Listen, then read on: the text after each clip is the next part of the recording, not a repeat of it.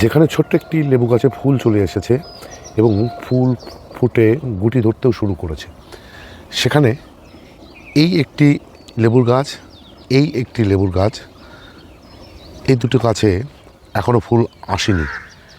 কেন আসেনি সেই নিয়েই আজকের ভিডিও। এছাড়া এই ভিডিওতে আপনাদেরকে জানাবো, যেহেতু এখনও সময় রয়েছে গাছগুলোর থেকে ফুল আসার, সেই ফুল আনতে গেলে কি করতে হবে আর সেটাই জানাবো আজকের ভিডিওতে।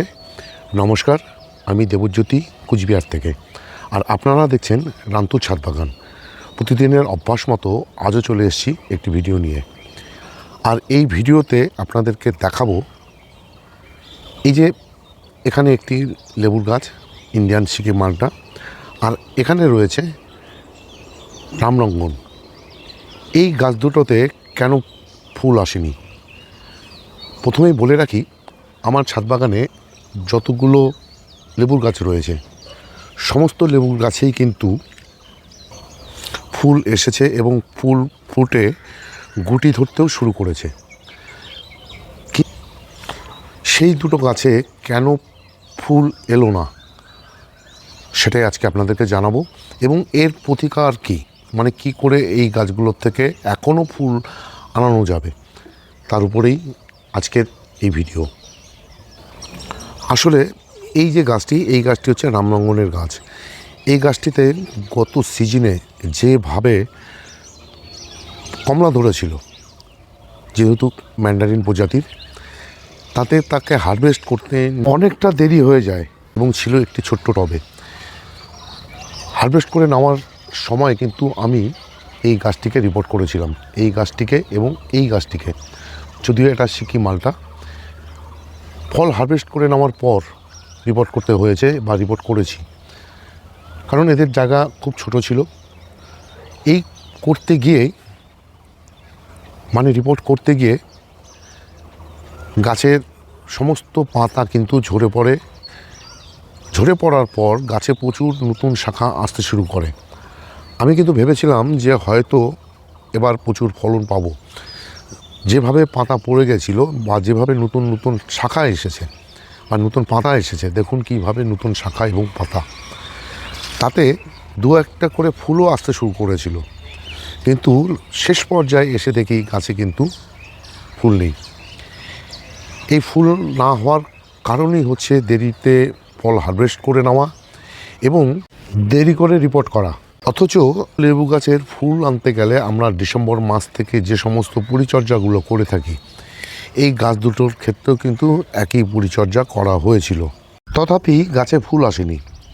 আর যার জন্য আমাকে এই গাছ থেকে ফুল আনতে গেলে, মানে যেহেতু এখনও ফুল আসার সময় রয়েছে, আমাকে ব্যবহার করতে হয়েছে বুস্টার 2 এবং একটি তরল খাবার। যে তরল খাবারের ভিডিও আমি কয়েকদিন আগেই আপনাদের সামনে তুলে ধরেছিলাম, সেই তরল খাবারটি ছিল 05234, তার সঙ্গে বোরনের উৎস হিসাবে বোরাক্স, বোরন 20 নয় কিন্তু, বোরাক্স মাটিতে ব্যবহার করতে হয়, এবং ছিল বায়োভিটা এক্স। একটি অনুপাতে মিশিয়েছি, সেই জল কিন্তু আমি গাছে খাবার হিসেবে দিয়ে দিয়েছি। এই খাবারটি দিয়ে দেওয়ার ঠিক 15 দিন পর যদি দেখি গাছে ফুল না আসে, তাহলে কিন্তু আমাকে আরেকটি তরল খাবার ব্যবহার করতে হবে।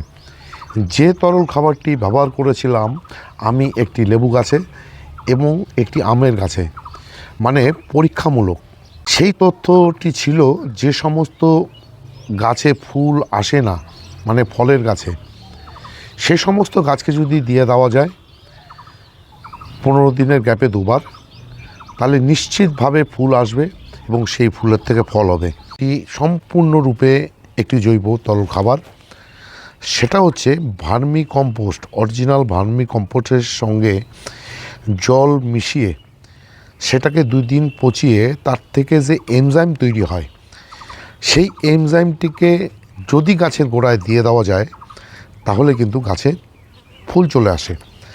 এবং তার প্রমাণস্বরূপ আমি দেখাবো তার সুফল। মানে আমি যেই গাছে ব্যবহার করেছিলাম সেই গাছ দুটোকে। আর এটা হচ্ছে সেই গাছ যেই গাছের বয়স হচ্ছে গিয়ে 7 থেকে 8 বছর। এই গাছটিতে কোনো বছরই ফুল আসতো না। কৃষি বিজ্ঞানীদের দেওয়া একটি তথ্য, ওনারা সেই খাবারটি ব্যবহার করতে বলেছিলেন আম গাছের ক্ষেত্রে। আমি সেই খাবারটি বানিয়ে একটি আম গাছে দিয়েছিলাম। দিয়ে দেওয়ার পর মনে করেছি বা মনে হলো আমি যদি এই খাবারটি এই গাছে দেই, হতে তো পারে ফুল। এবং দেখুন, সত্যি কথা বলতে কি, এই গাছটিতে আমি সেই খাবারটি দিয়ে দেওয়াতে কিন্তু গাছে ফুল এসেছে। তবে পরিমাণে যদিও কম, কিন্তু ফুল যে আনতে পেরেছি এটাই তো হচ্ছে বড় কথা। আমি যে গাছটিতে সেই তরল খাবারটি ব্যবহার করেছিলাম এটাই সেই গাছ ভুনাই কিং। এই গাছের ধর্ম হচ্ছে সাইজে বিশাল বড় বড় আম হয় এবং লেট ভ্যারাইটি।